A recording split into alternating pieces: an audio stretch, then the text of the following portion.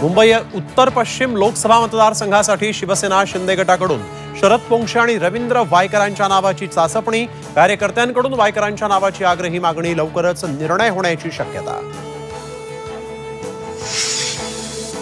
शिवसेना शिंदे गटाकडून 2 जागांवर उमेदवार बदलण्याचे संकेत, हिंगोली आणि हातकणंगलेचे उमेदवार बदलण्याची शक्यता, संजय शिरसाठांचं सूचक विधान।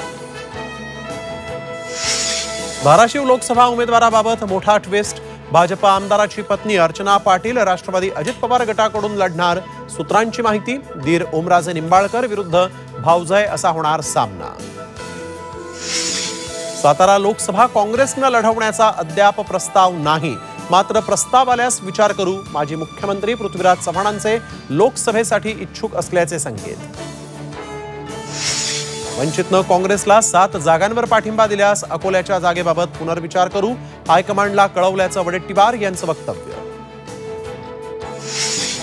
नांदेडमध्ये अशोक चव्हाणांची गाडी फोडण्याचा प्रयत्न, नांदेडमधला हल्ला हा मराठा चळवळ बदनाम करण्याचा प्रयत्न, अशोक चव्हाणांचा आरोप।